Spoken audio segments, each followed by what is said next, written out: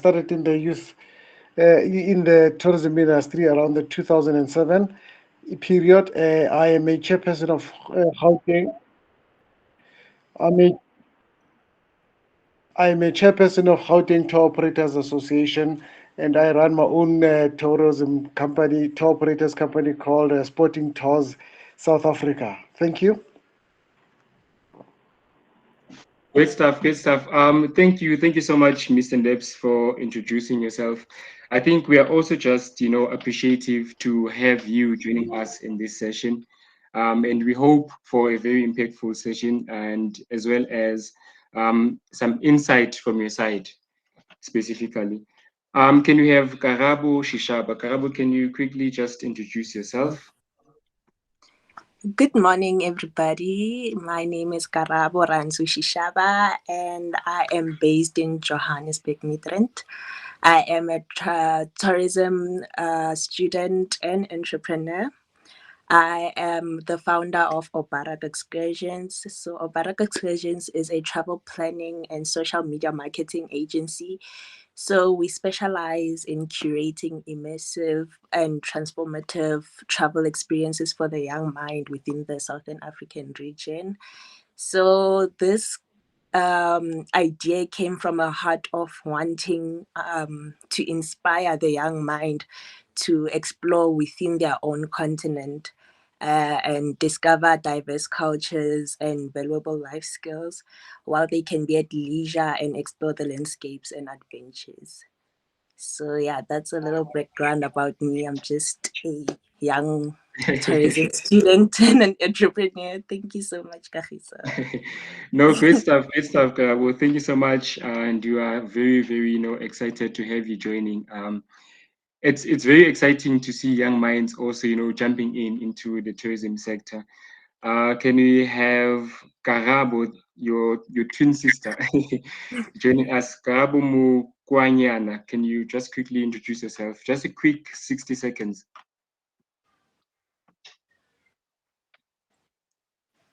Oh, hi, my name is Karabo Makwanyana. I'm from the Eastern Katlehong.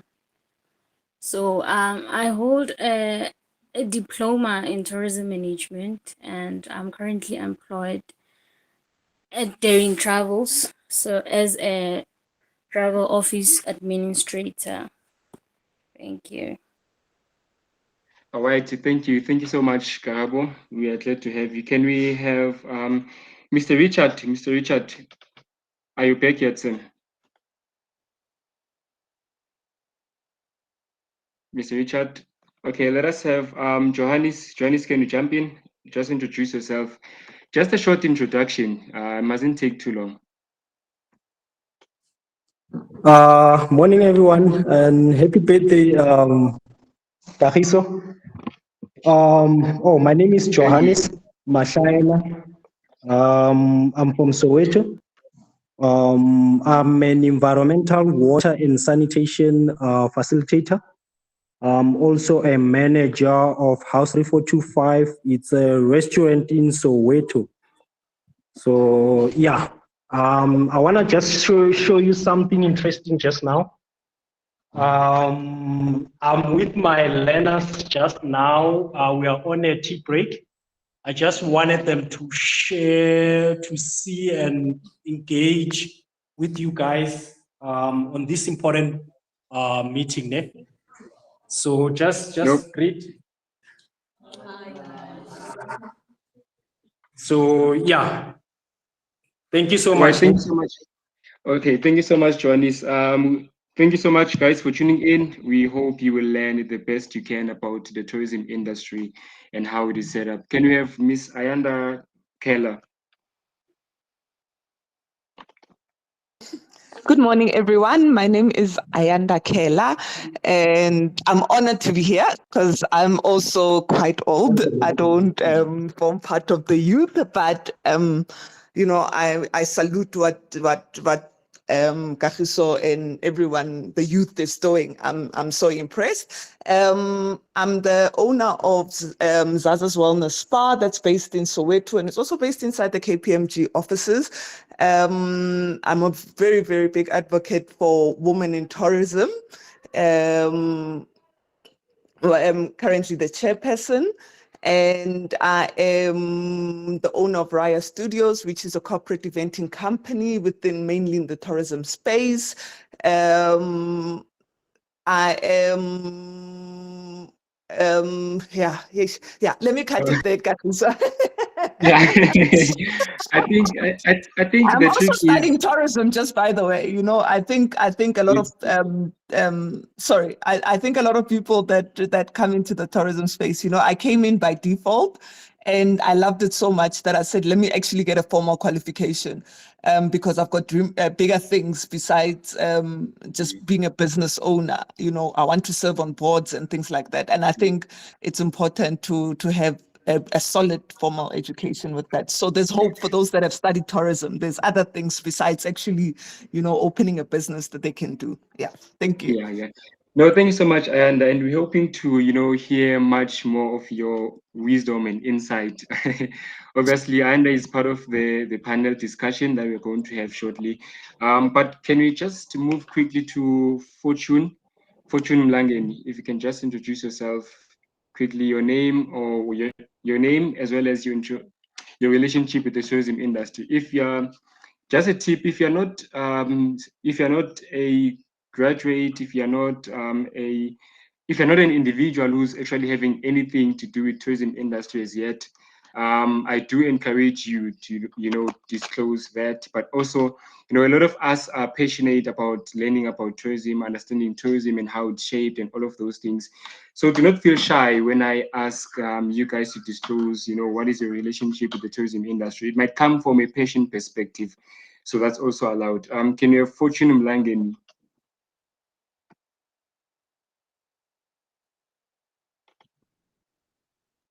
Fortune? Good morning, everyone. My name is Fortune Mulangeni.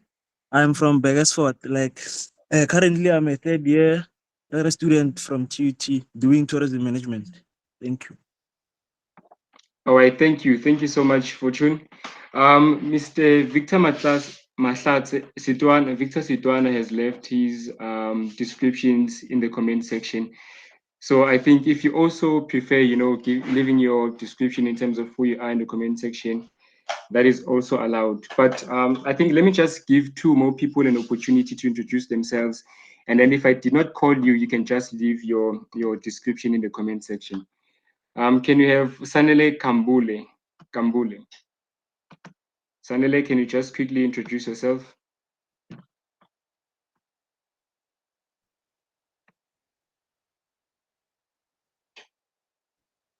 Sanele? Okay, can we have Sinekuku Sibiya? Sinekuku, can you just introduce yourself? Thank you. Hi everyone. I hope that you're all doing well. My name is Sinekuku Sibiya. I've recently completed my diploma in tourism management at Tswana University of Technology, and I am currently on a tourism entrepreneurship incubator program with Bid Travel. So I'm hoping that I'll also be doing my advanced diploma in tourism this year. I hope that it happens, but then I'm just a young aspiring tourism individual whom has had interest in tourism. I was not like that when I started university. It was just a thing in Ofubuti.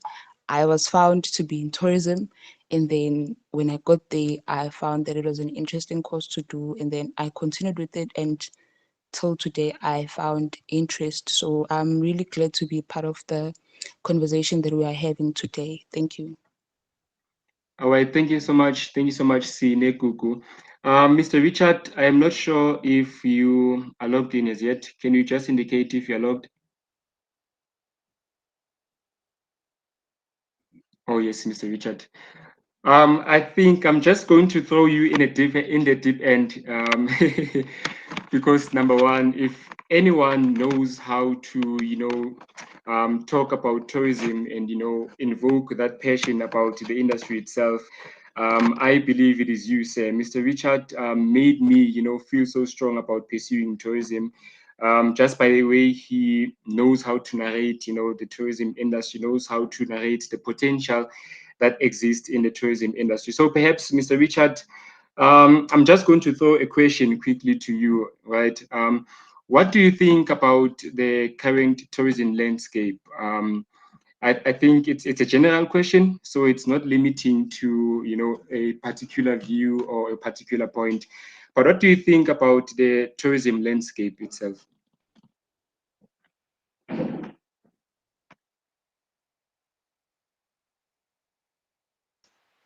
Hi, thank you, Kagiso, and greetings to all the participants of this wonderful conference. Today, I only wished Kagiso a happy birthday, and the next thing I knew, he says, "Please join us. We're having a conference." I am not a youth. I do not qualify. I'm 52 years old. Tourism touches the deepest and strongest aspirations of people all over the world. And tourism, it's multifaceted, and so on and so forth. So with me about tourism, I can talk until in the morning because of I am not only a tour operator. I always say to my clients that I'm an ambassador of tourism because of I talk facts about the landscape of tourism in South Africa, as well as also really selling dreams, and it's my payoff line, dreams and once in a lifetime long lasting memories. Because of in my world, and I stand to be corrected, South Africa is one of the top 10 beautiful countries in the world, including its people. Answering your question, how is the landscape of South Africa at the moment, rather of tourism? Am I correct? Because I started talking about my interlude. No, you're correct, sir. You're very correct. I think it's perfect. It's wonderful. You know, when we were reintroduced to the global family, South Africa attracted about, I think if my memory still serves me well, that is around about 1994, attracted about 1 million tourists globally or from the world at large. And 10 years later, we attracted almost 10 million tourists, like around 2000 and I think not 10 years later, 2010, 2011. Obviously buoyant by us hosting the World Cup and so on and so forth, and the stability and the Mandela factor and the transition to democracy with minimal loss of life and so on. So I strongly believe that South Africa has got a potential, Kagiso, with all of the people who are listening on this conference today, to at least attract over 100 million people annually. It might sound like a very ambitious target, but it is nothing when you juxtapose it about what we as South Africa, rather South Africans, can offer or are offering, ranging from but not limited to the staggering physical beauty, everything else that we have here. I mean, the melting pot. I mean, in my world, I always say South Africa is a microcosm of the world because of you've got cultures that includes and incorporates Greeks, Jews, Portuguese, 9 ethnic groups of South Africa and their subgroups. You know, when you are a Mupedi, you know, go na le Batlokwa, go na le Mapulana, and the list goes on and on. Go le Moxhosa, you know, there are Amabhaca, there are Abathembu, and the list goes on and on and on.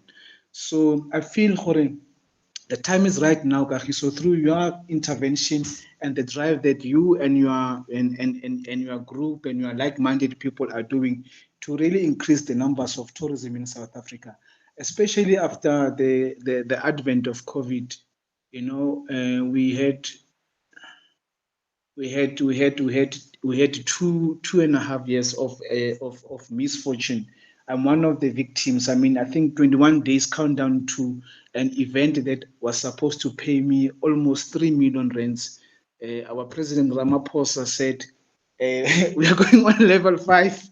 And then it was like a nightmare, which never stopped until like recently, like 5 months ago.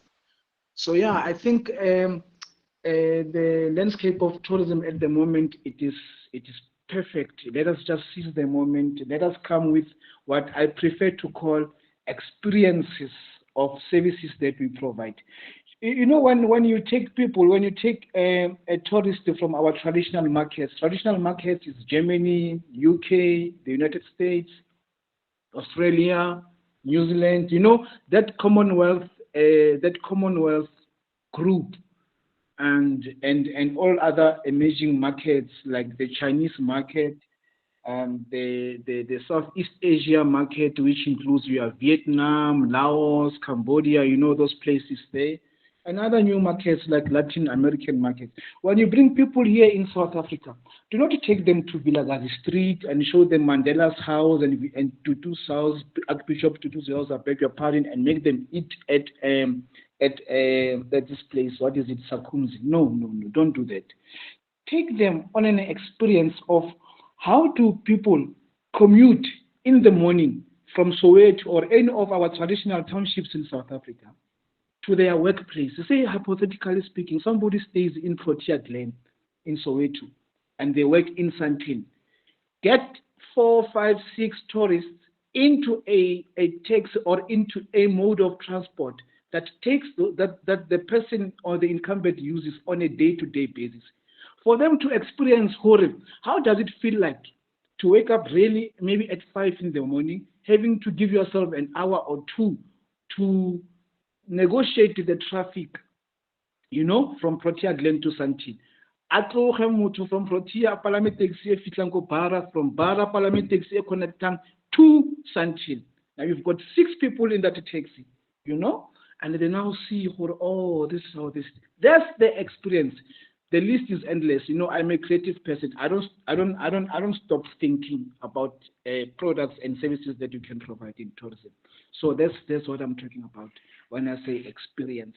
Experience is when you have got guys who come, who you have as your clients, and then they come to your house, and then they know how many people live in your homestead, how are those houses built, why are they built, when were they built, what is it that you live, how do you eat, and so on and so forth. That's an experience. And the list goes on and on and on. I'm passionate about tourism. So I talk because I'm a tour operator as well. So I will talk forever and ever. I think that will be enough for now. Thank you very much. No, thank you so much, Mr. Richard. We really appreciate, you know, that deep dive into tourism. I think you touched mostly on the potentials that arise, you know, on the potentials that are found in the tourism industry. One thing you mentioned is how tourism is a multifaceted sector. Now, I always speak and I tell people that actually tourism is an industry for creatives. Number 2, if any sector, tourism is one industry, you know, that encourages entrepreneurship. So when you want to venture into the tourism industry, you must, you know, take those things into consideration, that how the industry itself is shaped, how the industry itself is positioned. It is positioned in a way that is allowing for people, you know, to find ease of access in terms of thinking creative and also just coming up with creative inventions. But however, in height of that, it does not close away, obviously, to the issues that are before young people. You know, part of the reasons, Mr. Richard, especially, we wanted to embark on this journey of coming up with the Youth in Conference Tourism Talk. The Youth in Conference Tourism Talk, actually, it started last year, but some of the reasons why we embarked on this thing was mainly to solve for, you know, some of the problems that young people are facing in the industry. And I'm not going to highlight them because we've actually positioned the panel discussion in a way that is going to, you know, have different views in terms of what are some of the challenges that exist for young people. And then obviously the second part would be what are some of the solutions? How can we really, you know, get into a space where we converge together and we talk about solutions? You know, I feel tourism works more when we work in unity. You know, I also always say that when you want to work in silos in the tourism industry, it's going to limit you. You know, but when you want to work and improve yourself in the sector, it works in a form of connection. Now, tourism as an industry, remember, it is a industry that is focused on service rendering, right?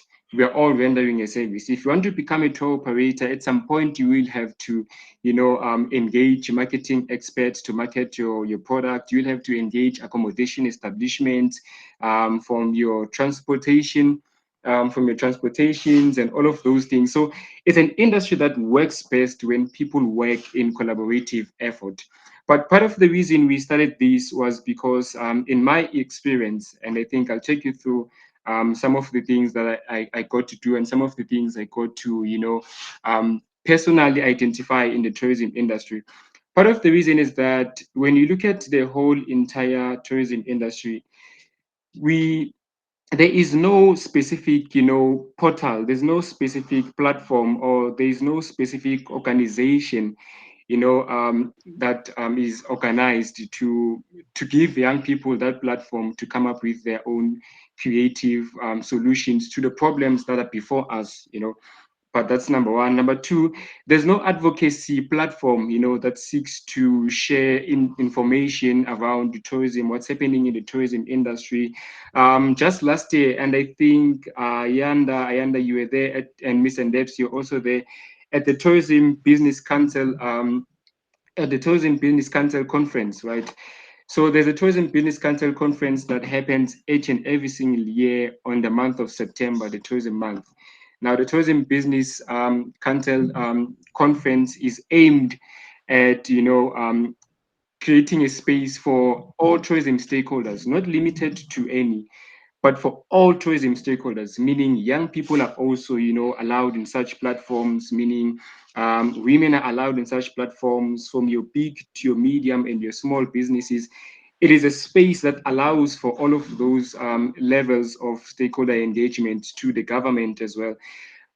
In the conference, they highlighted something, when the lady was facilitating the conference, asked how many young people are in the room itself, and it was so sad to see that of a delegate of more than 600, there were only 3 young people who were attending as attendees in the conference itself.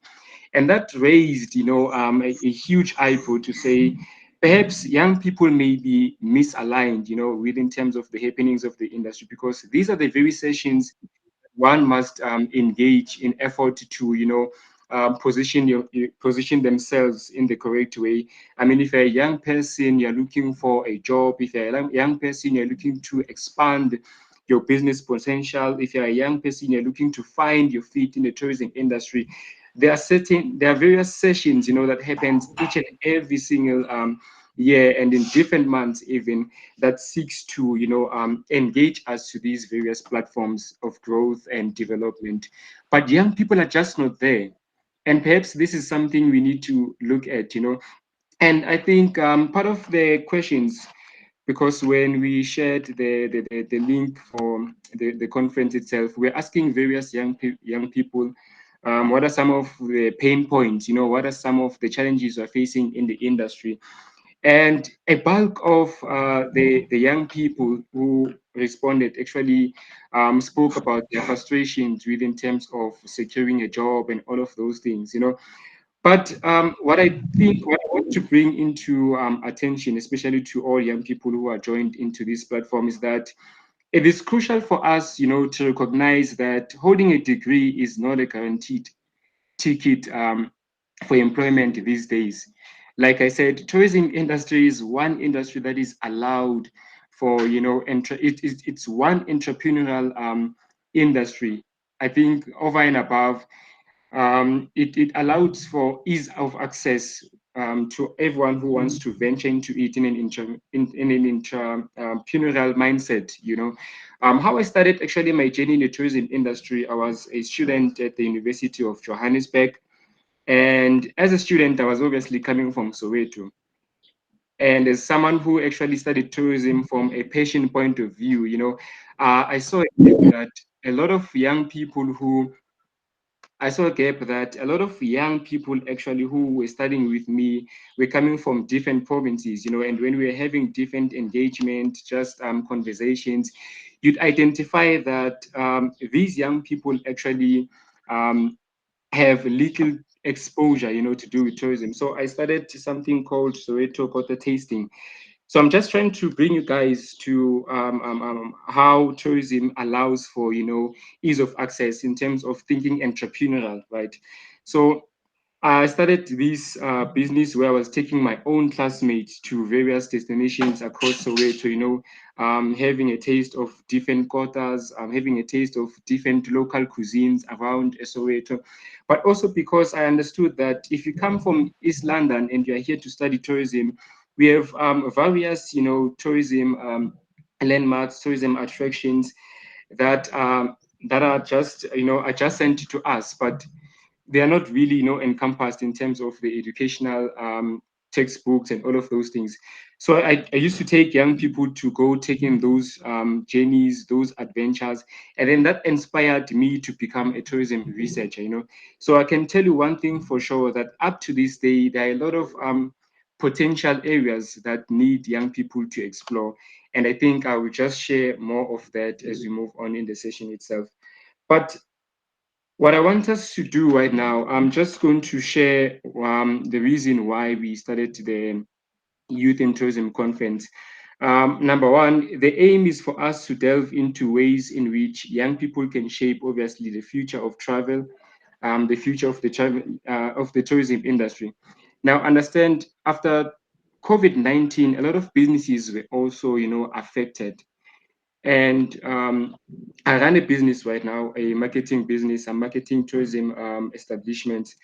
When you go to some of these properties, you sit down with the owners, you get a feel that actually there's a huge, potential for young people to venture into the tourism industry from, your creative perspectives as well. There's a huge potential, particularly in local establishments, for young people to participate moving forward. So part of the reason to start this conference was for us to meet, converge together, to find ways in which we can work and shape the whole tourism, our whole tourism perspectives. So I think I will just allow Mr. Richard. Mr. Richard, I think I saw a hand. Your hand was up.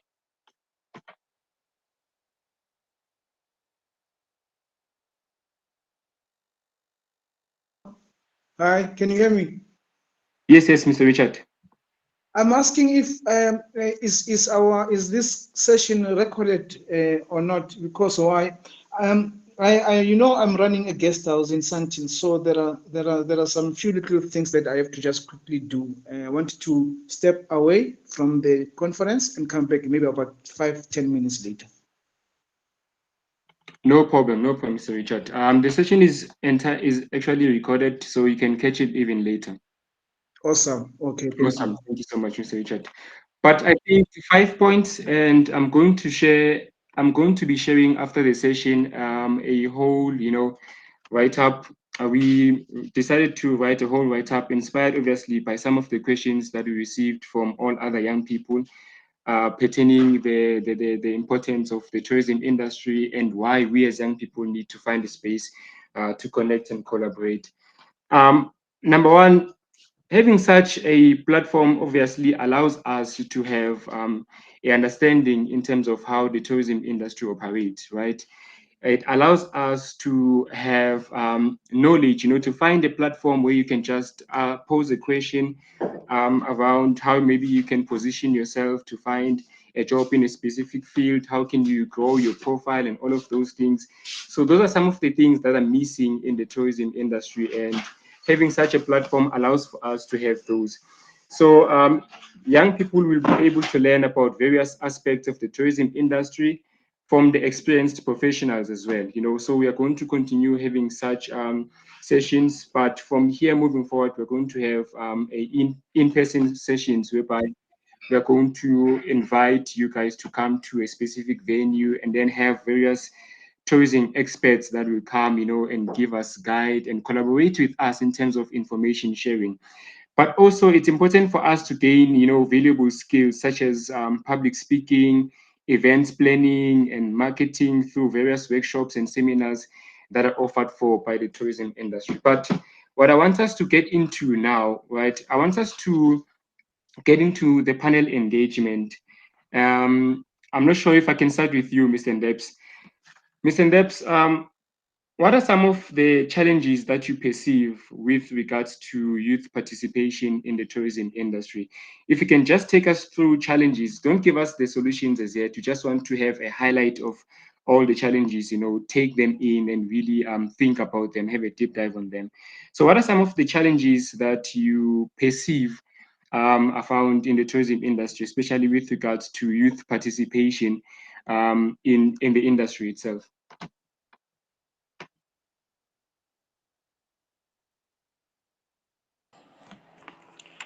Thank you, Mr. KG. Regarding your question, as you say that you find that the tourism industry it is quite vast.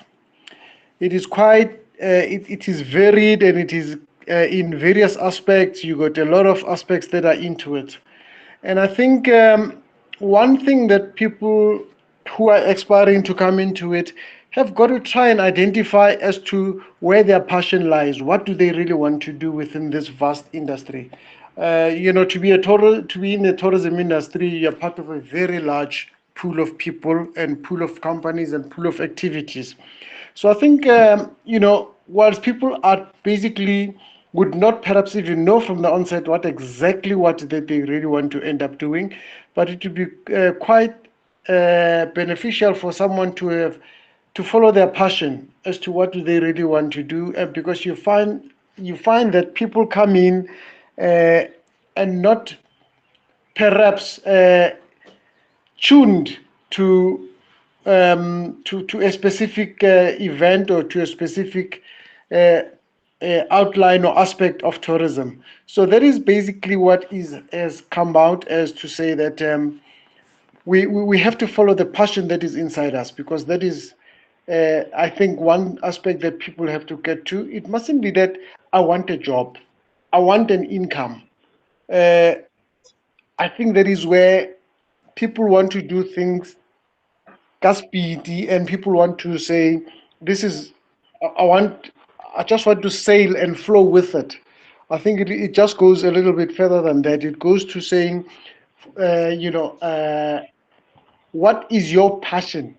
What is it that you really want to do? Because when you are within okay, let me cut that point out.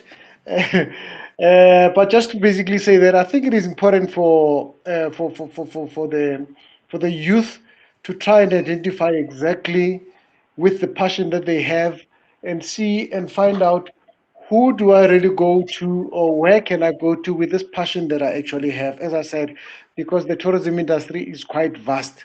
You find spaces where you have travel industry of planes, in travel industry of tour operators. You find every aspect, which is very large. You have to really find out what is your I think what you align your passion with, which aspect and respect of the tourism industry. Thank you, Mr. KG. Yes, Mr. Debs. I think what I captured here is that one must identify and specify, you must identify and specify your specific interest in the tourism industry. And I think one of the things that I picked up myself was that there is this confusion, that rises for particularly graduates. I think I'm just going to use graduates as an example. You'd find that we all studied tourism from different levels. One studied tourism marketing, one studied tourism management, one studied tourism and hospitality. That obviously touches into service rendering, that touches into the hotel sector itself. Others studied aviation, but you find that we're all competing, in one workforce. We are all trying to get jobs in the same space, whereas our qualifications actually speaks to different specifications. But I think taking a question to someone who decided to take a different approach to life, in the name Karabo Shishaba. Karabo, you started having a business before you were even 19. And up to this day, it's still, amazing. And I feel like it's inspiring to have such a young person who is in her early 20s, taking a road of being an entrepreneur right after high school. I just want to ask and have a bit of reflection from your side. Have you been able to, encounter some challenges in terms of your journey in the tourism industry. What are some of the challenges you've encountered? Just take us through those in highlight, yeah. All right. Thank you so much, Kagiso. Answering your question from a young tourism entrepreneur perspective, I think the biggest challenges I have faced, the first one is actually seeing your idea through and on if it'll work, especially when it's coming, or especially when it's coming from passion and you wanting it to last. It's an idea coming from an individual straight from high school. I'm not a retired travel agent who's experienced and has decided to venture into entrepreneurship. So there's some knowledge gap that I'm also trying to cover while I'm running the business. And of which also this leads to my other challenge, of which having to prove myself to the older people, and them not taking me serious at times. So it can be discouraging at times. So yeah, with the industry itself, also being introverted, it can be limiting. So I can imagine, I can recapping on my last job in December. I was in Kruger, but because I'm so introverted, I'm trying to build networks and relationships with tourism suppliers, but I couldn't even approach other tour guides or the rangers there to maybe ask regarding business and stuff like that. So yeah, I think with that one, it's a self problem. Yeah, thank you so much. So yeah, those are the challenges that I've been facing. So it's seeing my idea through, the imposter syndrome and self-doubt. Sometimes there's like lack of confidence. So yeah, and the knowledge gap. Yeah.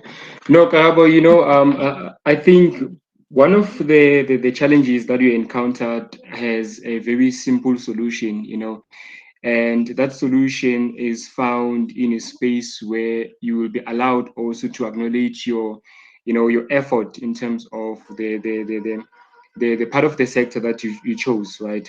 I think that also calls for having an importance of, a group of young people, perhaps an association of some sort, we can, go back to reflect, engage, see through some of these challenges. How can we really, create a space that's going to market young people in business? Because once you start doing that, you enable, environment of confidence whereby it's going to be now easy for yourself to send in that, um, travel information or quotation to all the markets and have them, having full confidence over what you do overall. But I think there are other solutions to that, and we're just going to cover them. I'm just noting down some of the important points that you're raising. But also in the panel, we have Elvis Molefi. Elvis Molefi is a content creator. He's an expert when it comes to content creation. And when I met Elvis, Elvis was a radio presenter in Glen Radio, and he used to have a lot of segments, that speaks to tourism. He was one person who was trying to actually initiate tourism informative sessions through radio. So I'm just going to ask a question from Elvis. Elvis, what are some of the challenges that you think the tourism industry needs to pay attention to in retrospect to content creation? What can we do from that space? Because number one, I believe that we have not really, fully marketed ourselves or reached our full potential in terms of marketing our offerings. And most probably, one of the most, some of the most businesses that takes a knock when it comes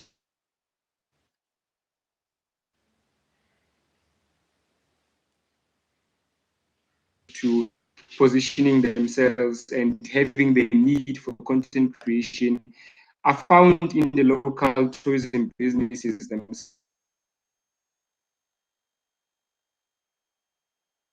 themselves. How can a normal guest house, get into content creation to leverage on marketing efforts that seeks to market themselves? How can Mr. Richard from, Litabong Boutique Hotel in Sentin, how can Mr. Richard to get into, a space that allows him to use content creation to market his business? Because we're moving away now from traditional forms of media. And thank you so much. Thank you so much, KG. I just wanna confirm that everybody can hear me.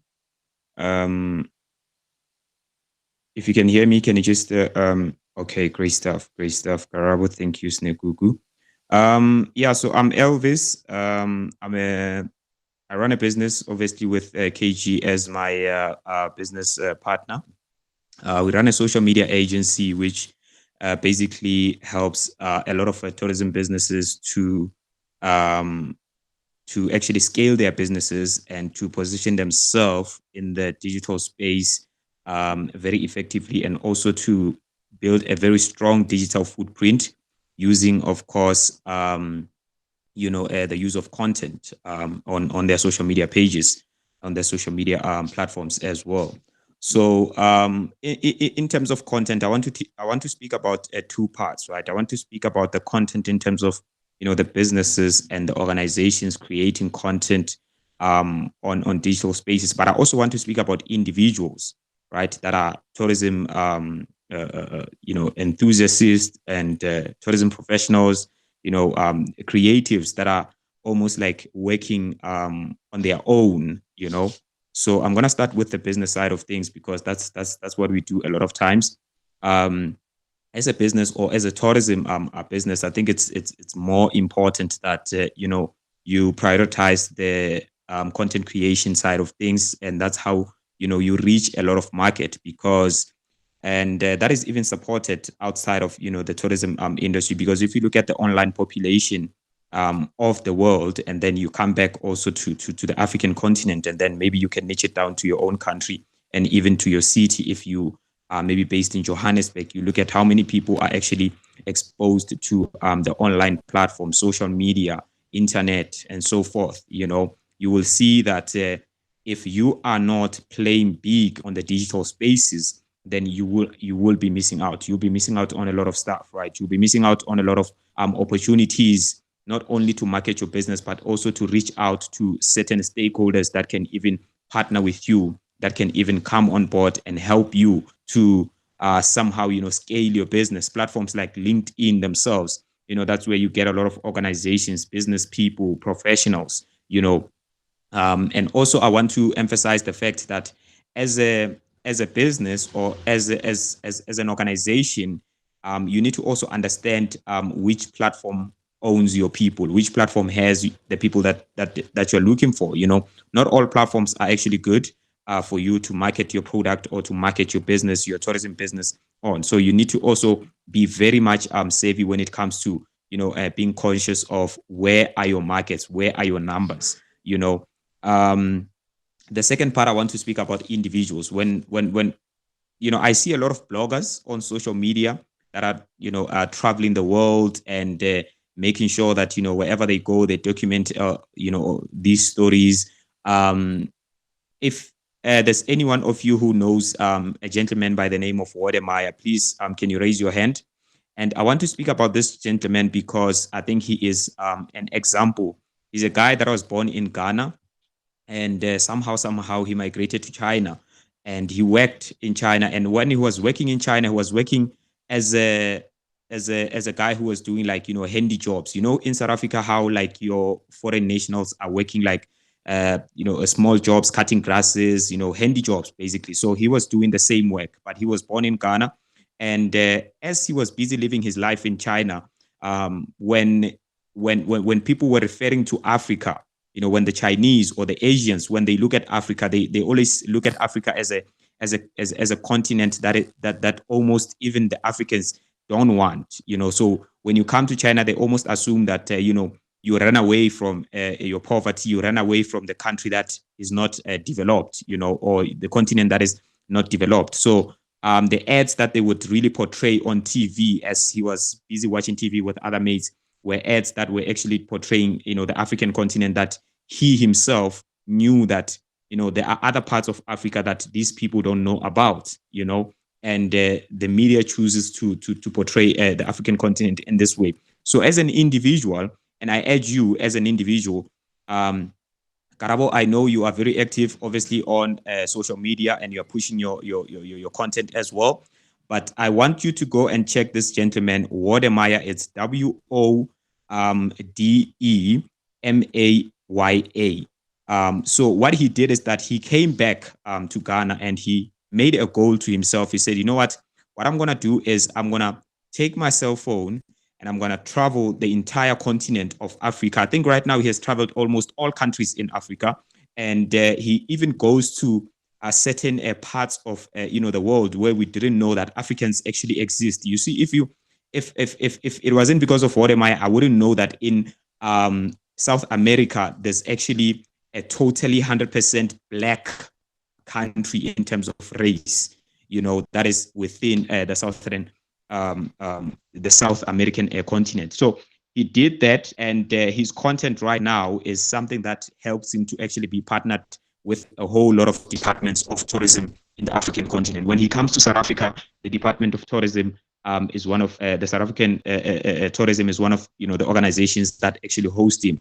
When he goes to any country right now, I think they were pushing that Wodemaya must actually get a diplomatic passport, you know. So if you think about content creation in that direction, that it can actually open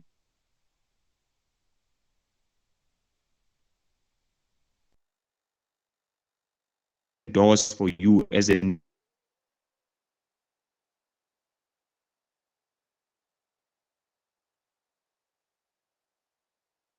individual, I think, you know, you can help to scale yourself. So I don't want to take a lot of time, but all I can emphasize right now is that, you know, we've got all the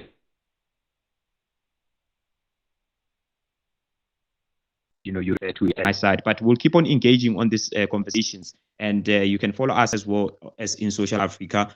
We teach a lot of things about the social media, and also how to, you know, position yourself as a business and as a, you know, professional as well on social media spaces. Thank you so much. Thank you so much, Elvis. I think that also, you know, highlights the chat that I was saying, that tourism industry is not only limited to people who are professionals in the industry itself.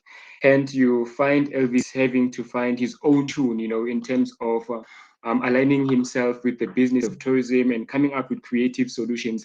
That also speaks to what I was raising, that actually the tourism industry has a lot of opportunities to give. You know, it is one entrepreneurial sector more than any other sector. And I think, Sineku Kusibiya, I want to pose a question to you, right? I know you participated in a conference last year named Enter 23 e-conference, e-tourism conference. I think it was focusing on social media, you know, and all of those kinds of things. How do you see its effectiveness, and how has it changed your overall perspective around the tourism industry? Because when you're a student, when you think about tourism, you think about traveling. You know, you have this perception that I'm going to travel the world. You know, you have this perception that the minute I'm done with my qualification, I'm going to be traveling the world. I'm going to seeing, you know, the best sites that are there. But immediately you start getting into the business of tourism, and you get the understanding that tourism is much more, you know, complex than that. And there are a lot of structures that are involved in so doing. So how was the e-tourism conference for you, and what has it taught you? Greetings once again to everyone. You are right, Kagiso, about the fact that we can't pick up your voice. I don't know if I'm having connectivity issues or what, but am I audible now? I can hear you clearly. All right, thank Okay. you. So I think let me just hand over the bait to Ayanda, and then we'll come back to you, right? We'll come back to no you worries. very soon. Ayanda, I think you, as a, you know, chairperson of Women in Tourism, and I invited you with a sole purpose because when you look at the direction South Africa is taking, in terms of women, in terms of youth, and I don't like using the term disabled, differently abled. We have a ministry now, in terms of the guiding principles that governs the development, the growth, inclusion in terms of women, youth, and those who are differently abled. But Ayanda, quite interesting, you had a hand, in establishing women in tourism in the region of Gauteng.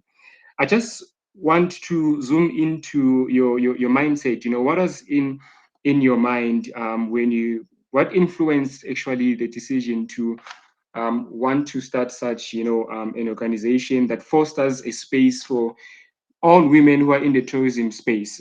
If you're also in this chat and you're looking to find a space where you can, collaborate, find a group of women who are in the tourism business, learn from them, and all of those things, I think being a part of Women in Tourism could help you shape your career and your development. But Ayanda, what I want to take from this question actually is what can we take as young people, if we would want to develop such an approach whereby we want to establish our own youth in tourism association.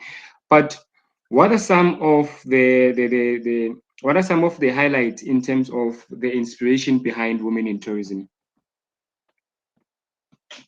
Thank you, Kagiso. I just want to say, you guys are doing an amazing thing, and it's been long overdue. I think we tried doing a youth division in the Women in Tourism, but there was a bit of a problem. But I'm excited that you guys are taking the stand because there's so many opportunities that need the youth to speak in one voice and start occupying those spaces, and I think myself and Abo Debs, with who are chairperson, we can assist you guys on showing you the ropes on what to do with an association. It's not the easiest thing. You're dealing with 100 of people that have different mindsets, but it's doable because once you start speaking in one voice, in a uniform voice, you're able to take up spaces that individuals cannot do on their own. So it allows for unity. It allows for people to listen because you're saying there's 100 of us saying the same thing. So I think it's a very important start for the youth to say, let's organize ourselves. I was saying, I wish there could be a youth political party that's specifically for youth. Malema's doing Malema's not youth. I want a youth president because I believe the youth is just on another, on another mindset. I'm doing 2 big projects right now. And can I tell you, I don't have anyone my age. Everyone in my team is youth. It's only youth, and they are doing insane things. They are elevating in levels that I never even thought. So I'm at the point where I'm actually learning from the youth. Like, geez, I don't know. It's opened a new dynamic in my mind. I'm not only working with youth from Johannesburg. I'm working on another Northwest project, and I'm working with youth from Northwest as well. So it's the things they're doing is absolutely amazing.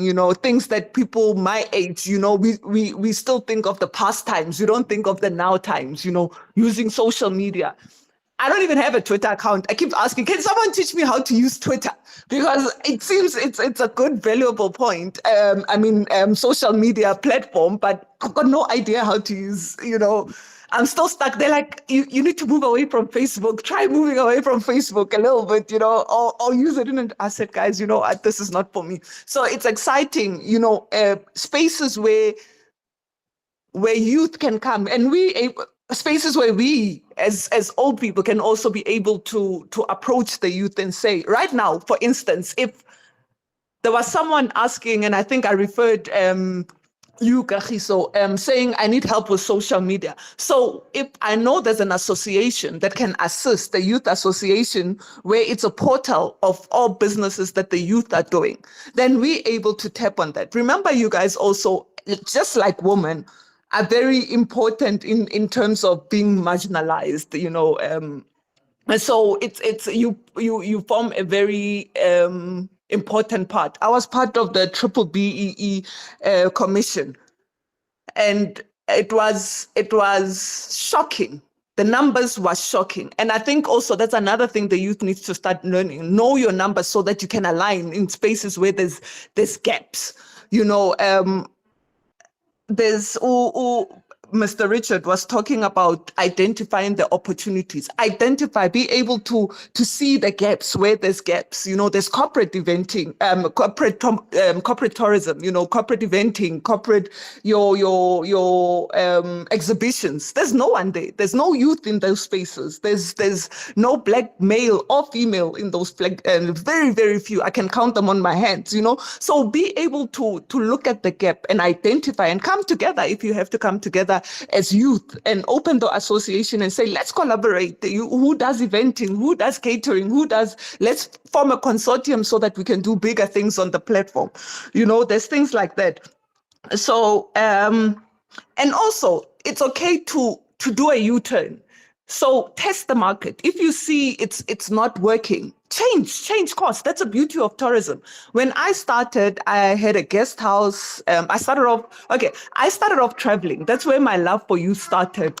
I started off with, I traveled internationally. I've done all the continents of the world, and I realized my passion for tourism. That's where it started. I came back, identified the gap that there's no spas and guest houses in the townships. So that's where I started fitting in.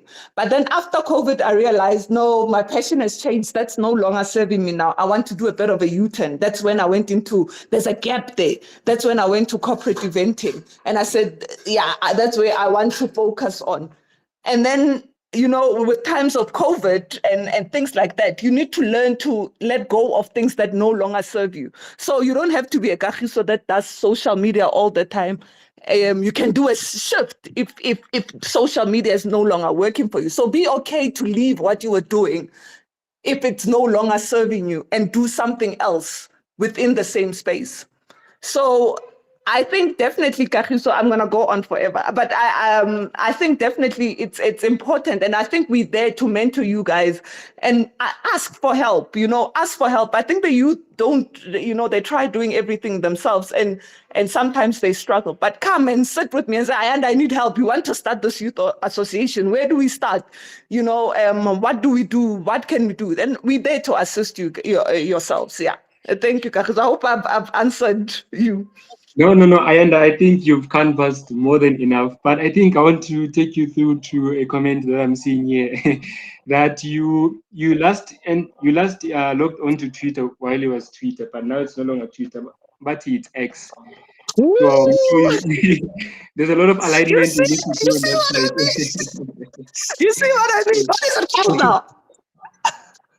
Yeah, but I think that's interesting. Ayanda, you spoke about something interesting, you know, and I think it's something I highlighted, that in so many of these programs that are designed, and remember, guys, when there is a tourism seminar or conference somewhere, there is nowhere where it's said that it's not allowing for young people to come in, you know, of which I used to feel like there is perhaps something we are missing, or maybe our approach, you know.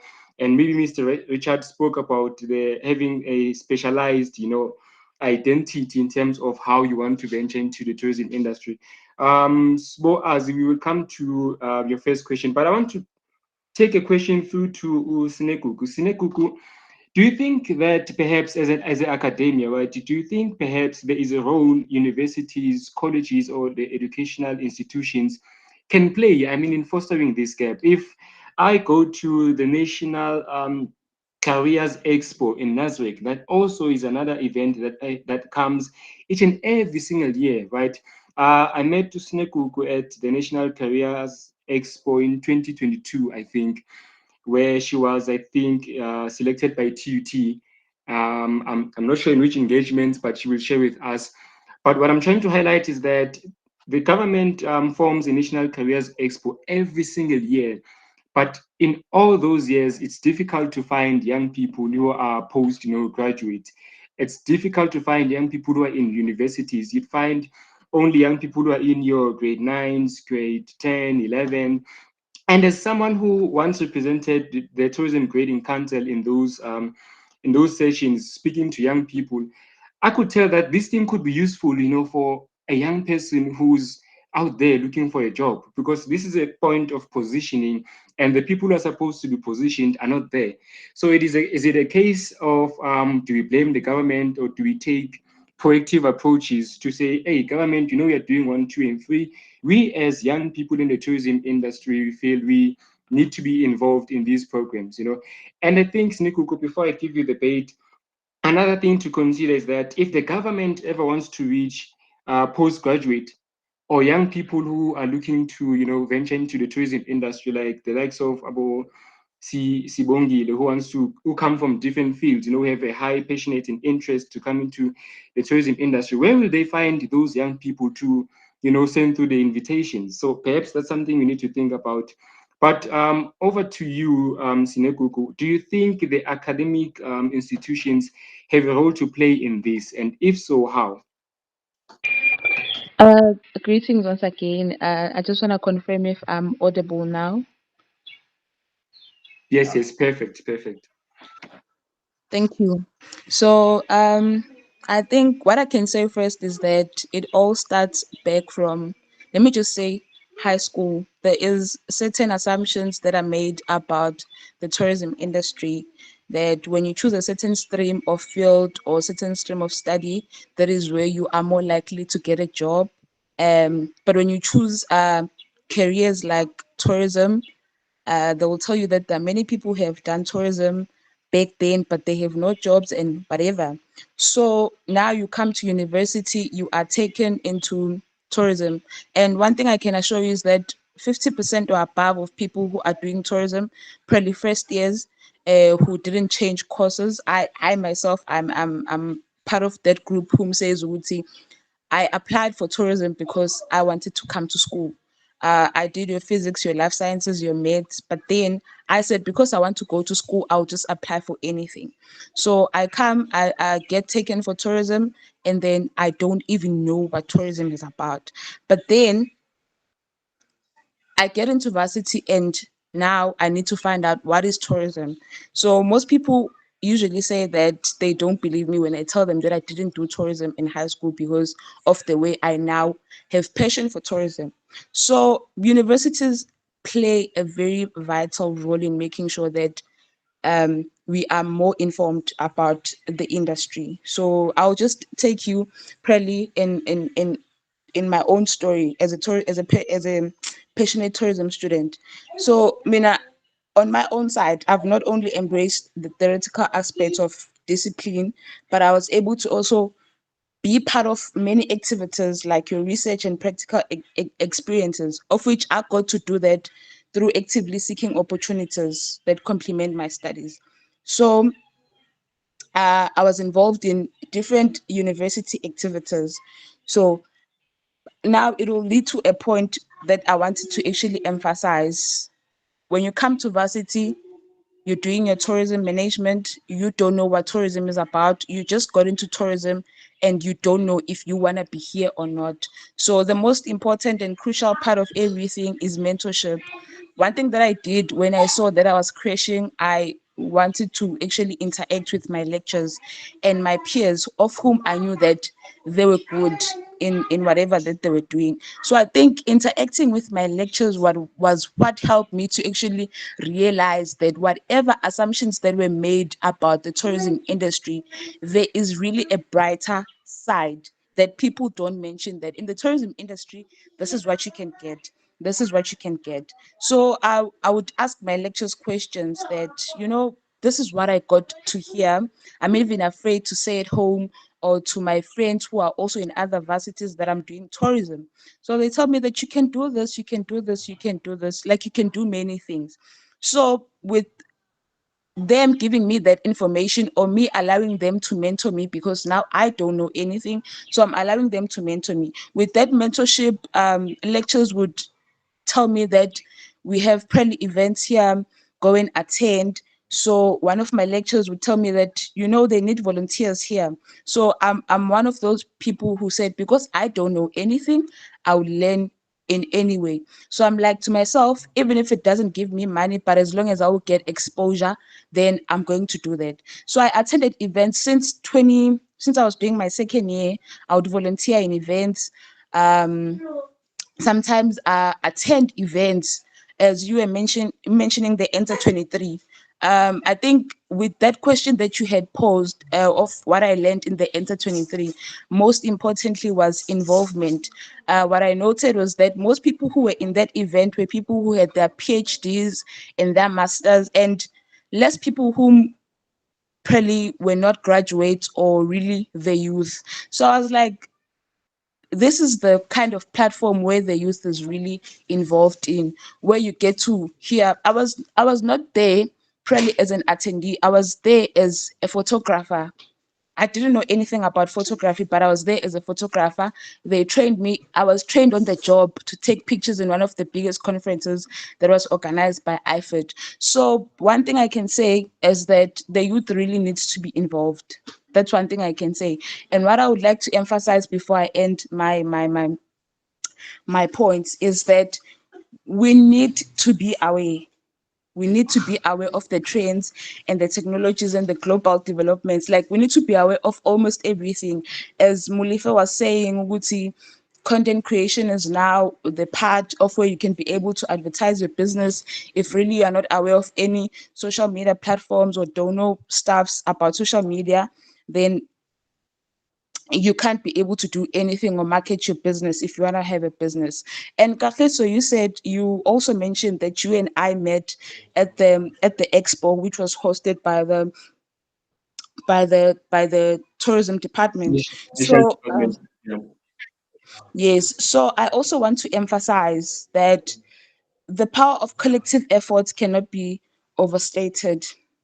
Like, tourism is an industry that is very dynamic. So if you meet with other people, that fosters you to be creative, and you get like a shared vision of the future. Who knew that today I would be part of the panel which are sharing their experiences on tourism? If probably I didn't attend that expo and got to meet you and got to ask you questions, because I remember you were a representative of the Tourism Grading Council.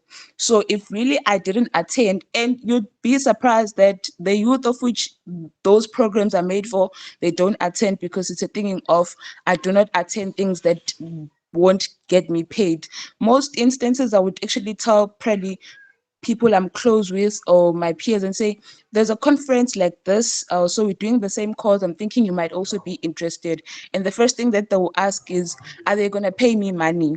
So I think that is also something that we need to change on our minds, that not everything that you do needs to pay you money, but you need to network, you need to build your CV. I've always said that university is a time where you need to build your CV. So you do every work that you can do, every available job, whether it pays, whether it doesn't pay, you get to network. For example, enter 23, I got to meet the minister, I got to meet other people from other countries, the UK, South Korea, China, and really, because I'm an extroverted person, I was able to actually engage with them, ask them questions, because I also have hopes that one day I can study abroad or probably work for a big company in tourism or do whatever, but engage in tourism activities in other countries. So involvement is very actively being involved, and also getting proper mentorship. If you don't know something, ask that thing, and always be aware. Meet with other people and engage and do whatever. But then as long as you are informed. So I would just like to end there for now. No, thank you. Thank you so much, Nugugu. I think what I picked up from what you're emphasizing, number one, is the need for young people to expose themselves to opportunities. And I mean, when I selected this panel, I selected carefully people who I know have engaged certain, platforms, or have been in specific, programs that seeks to, highlight tourism, create a network around the tourism industry itself. And what I'm getting from all of these panelists is that there is a huge gap, that young people still need to cover in terms of making effort. It means some of the reasons why maybe you are sitting, thinking about employment, thinking tourism is not really, giving opportunities that it's supposed to, is because we also ourselves are sort of misaligned in a sense, So I think once we try to find that striking balance and find that alignment among ourselves, things are going to shape out for better. I mean, think about this. The tourism industry itself holds a huge potential for growth. And that potential, I feel like, it has not been tapped to full, potential. It has not been tapped to full capacity, and that is one of the reasons why young people need to jump into the tourism industry. I mean, especially the likes of Snekuku, you would know that young people who are fresh out of university and everything, they are more equipped when it comes to the current research tools. How can you utilize research to identify gaps? And if we would have an association for youth and have a department that seeks to have young people to go around the country, we source funding opportunities for us to go around the country, identify gaps, highlight the gaps in the association, and then inspire young people to think creatively, in having their own approaches in terms of how can I build something out of this gap and position a whole business that's going to solve for a solution. So with that being said, Mr. Ndeps, I think I'm just going to do a last round of input. What do you think? What do you think then young people should do from this day moving forward? What is one key thing that you think we should do? Just one. Thank you, KG. I just want to maybe just observe a little bit and maybe just say where I come to what I've really been observing and hearing everybody talking about. I think it is coming out very clear that it's important for people to know what they really want to do, and it is important for people to be resilient. It doesn't quite help for you to always want to get paid for everything. It doesn't quite work out that way, unfortunately, with this system. But however, what I wanted to bring to the table was the fact that there's an important aspect that I think we have all spoken about. It is a concept of swarming. It is normally called, there is power in numbers. I think what is important is that in as much as you see associations like ATOA, like Women in Tourism, like I think Soweto Tourism Association, that all that we're trying to do at that point in time is to enable and utilize that the power lies in numbers. And I think it is important that with the youth being a very large proportion of the population of South Africa, that they utilize this very important aspect, the power in numbers. There are more youth in South Africa than some of us who are obviously just above youth. So I think it is important for us to grasp that and to utilize that because I think that is where perhaps it may lead the youth into something. Come together, build up numbers. I know we're talking associations. I'm of the opinion, I don't know, that perhaps, associations are very good and they've got very good things that we can do in terms of advocacy, in terms of doing a lot of things that we can, combined effort and stuff like that. But how about really, like, I think maybe moving slightly forward? I think as everybody's been speaking about, that we have to now move into something called platforms. Let's have a platform from which the same benefits that an association can give are within the platform, and the platform that basically can even still be in a position to can make access to mentoring for people, that can make it accessible for people to can get development in whatever aspects that they are interested in within the tourism industry. Have such a platform and have the people that are within the platform that can share those aspects that those that are coming in are perhaps requiring. And you would then be even in a position, if it comes to that point, you can even match the requirements to the available experience. Ke a leboha Morena. Thanks, everyone. No, thank you so much, Mr. Ndebs. That is definitely something to ponder. It's definitely something. And I think just to highlight, we are going to take we are going to take a resolution from this conference, create a whole document that seeks to speak about solutions, and we are also going to be implementing some of those solutions. Of course, if you're a young person, you're looking to join, you are more than welcome to reach out. If we can just share our numbers, if you don't mind, and then I'll contact each and every single one of you who have shared numbers, so that we can move progressively in terms of thinking about a structure that is appropriate for us young people to set that enabling foundation for young people to participate.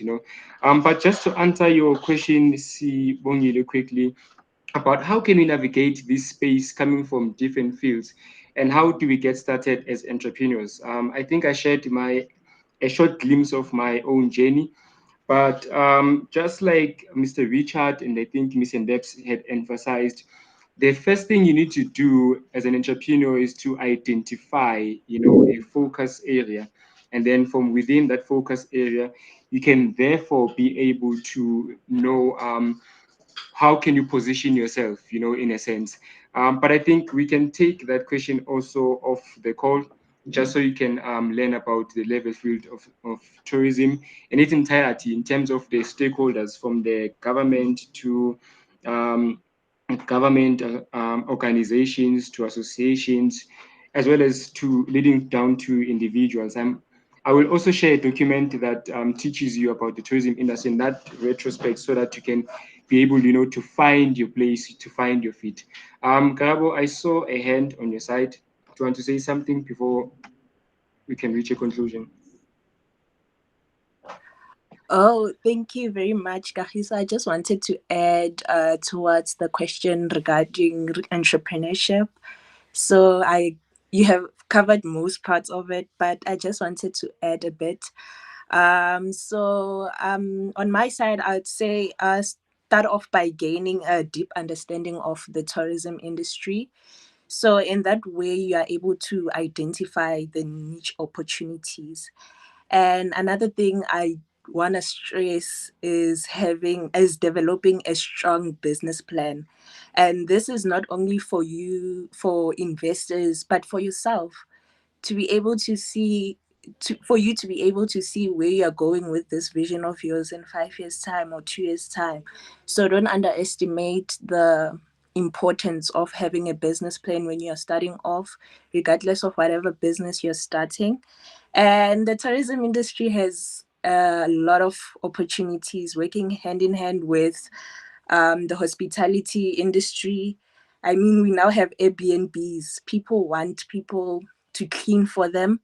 And as much as Africa and South Africa is offering beautiful landscapes and nice, everything that's nice regarding tourism, I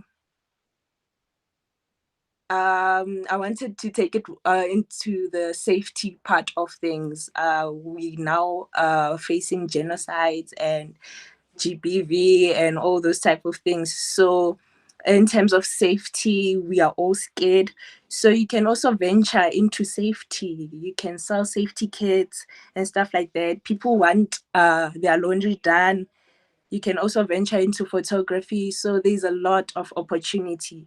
So yeah, more than anything, also embrace technology so that you are able to enhance your offerings and stay adaptable to the industry trends. That's all from my side. Thank you very much, No, guys. perfect. But thank you so much for actually going deeper into responding that one. And I think another thing, there are also soft ideas. I also had a newsletter, and I was making a bit of money from the newsletter.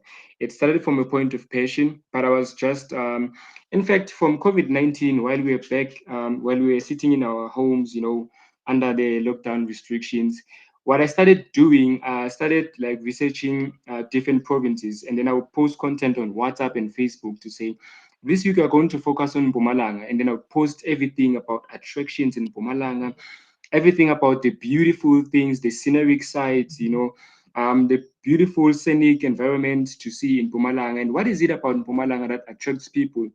And I think I started gaining traction when I posted about Northern Cape. People are undermining Northern Cape, which is the biggest province in South Africa. Number two, Northern Cape is one province which hosts a diverse experiences. I mean, where else do you find a desert in South Africa? It's in Northern Cape. So building such kind of content was able to enable me to go it into a newsletter where now I'm talking about the business. I think Mr. Johannes, who has a restaurant, I was also able to write about his restaurant.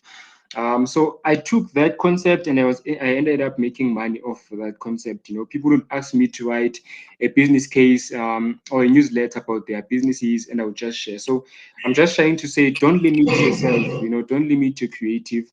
Not every idea you think is is actually not feasible to be explored. So you can explore just about anything. And I think I'll take your hand as the last person, and then we will close off the session. Thank you so much for joining. Ayanda? I think Kagiso, also with in terms of opportunities, or how do you start being an entrepreneur or working? Where's the start point? I think it's important for you to understand that sometimes you have to give your time. So identify yourself and say, for instance, if someone is interested in eventing, come to me and say, Ayanda, I'm interested in eventing. I've got 3 months of free time. Can I come shadow? I just want to see what you're doing, and come sit next to me and watch what I'm doing and see what I'm doing and see who I'm calling, and take as much as possible as you can, so that when you're done with that 3 months of shadowing what I'm doing, you go open up your own business and do exactly that. So I think it's in any department, without getting paid, say, can I come sit next to you? I want to see how you're doing it. I want to see how you're doing it. I want to do exhibitions. I want to go into the exhibition space. What do I do? Come sit next to me and see one of the exhibitions that I do, and learn everything, learn the ropes, learn what to do and everything, and offer your time and dedicate 3 months or 6 months of just learning and sitting, sacrifice everything and come and sit. The sitters are also there. There's intention. They support you in terms of job. What do you call it? Job shadowing. So they'll pay you your internship. That's what some of you would call it. But they pay, and we always looking for people that want to do internship through CETA, and they get paid by the CETA. So actually go knock and see what opportunities. You will find some guest houses are in the CETA system, but they're struggling to find youth that want to do the internship. It's not much, but it's transport money, and you can learn a lot from there. So those that have studied and have got degrees, maybe that's an option. I know your Southern Sons do that. If you identify Southern Sun, go knock at Southern Sun and say, listen, I'm here. Here's my CV. I don't mind not getting a salary, but I want to learn. And I promise you, the chances of them absorbing you within 6 months are greater than you sitting at home and waiting, I don't know, for what to come your way. So go and knock on doors and grab those opportunities. Thanks, Kagiso. Thank you so much. And Victor, I think I will give you, if you can just have a wait by 11:40 so we can close it. Yes, Victor. Hello, everyone. Sorry, I could not engage. I was just not in a position to speak. But I just wanted to add, when you are closing up, just to say, you guys spoke about collaborating. I think it's an important thing that we need to note, especially for those who are into entrepreneurship. What I realize is that sometimes you might find that there are those that are good with ideas. So when you know that you are good with ideas, but you are not good with implementing, so it's always good to collaborate with others who can, or who are good with implementing the plans. Because sometimes you find that you have this brilliant idea, but you don't even know where to start. So I'm making this reference to myself because I know that even during university time, I'm one person who will, then when I speak to others, I will tell them about good ideas that we can do. But following up on that ideas, on the way, I tend to give up on the idea. But if we collaborate, you know that there's someone who will push you to say that idea is good, let's go forward with it. So that is one thing that I wanted to share, to say it's not always advisable to do, say, like maybe if you want to start a certain business and the three of you are sharing idea, just collaborate so that it can gain momentum and support from government and other people. That is what I wanted to say. Wow, beautiful, beautiful. I think, thank you so much, Victor. I think it further elaborates also on what the question that was raised by Sibongile. I think also if I run a business, and this is another way you can venture into the tourism industry. Obviously, if I run a business, a tour operator of some sort, there may be young people, who are more equipped with in terms of the accounting side of things, in terms of the marketing side of things. Why don't we work together? We work as, we collaborate in terms of forming different departments within the idea that I'm already, that I've already established. So you can be a business partner in that aspect. You can be, maybe I can outsource your services from an accountancy perspective, or for business writing perspectives and all of those things. So also collaboration fits into that, to say the least. But thank you so much, guys. And sorry to take 10 minutes extra of your time, but this also emphasizes the need to have a tourism youth in conference talk, in a more physical environment. And we will be sending our proposals. I think we have already started, right? We have already started. But what we needed to do was to have this first session so that we can introduce the concept very nicely. And then when you go to present for a venue, it can be funded. So those are some of the things we need to consider, that it is very, very possible for us to find funding in Mr. Ndeps's weight, Mr. Ndeps's weight, preferably if we work in unit, if we work as a team, if we work in collaborative effort, anything can be achieved. So thank you so much, guys, for joining the tourism, the Youth in Tourism Conference. I think, Preska, you're trying to say something. Are you trying to say something? No, thank you. No, I'm not. Okay, perfect. No problem. No, feel free to drop us an email or send us a message. We'll be able to respond any, obviously, questions that were previously not covered. But I just want to take you guys through to my email, right? I'm not sure how you guys engage, or from the platforms you guys engage, you can try to reach out to me, and then we'll try to send through the various documents that we are going to write post the conference itself, because we are going to post this conference under the tourism talk, under the tourism podcast ZA on YouTube, so that you can find the thing itself. But more than most, we are going to be updating you guys within terms of the processes that are going to follow, obviously, after this. What are we going to establish? We are going to consult with you so that whatever we establish is enabling us actually to find a fertile ground for us to grow and develop further moving forward. So thank you so much, guys. I appreciate each and every single one of you, coming together to collaborate in this informative talk. Let us do more of these. And that's it from my side. Thank you. And thank you to all the panelists. You guys, I appreciate each and every single word that you gave to us. I wrote some notes on my side, and I'll be sharing all of those as well. Thank you so much. Have a wonderful day further, and a fruitful year. Or I think you can, just before you leave, you can drop your number on the comment section, and then I will reach you guys on WhatsApp. Yeah, just before you leave, you can just drop your number, and then we'll get in contact. Yeah. Thank you so much, guys.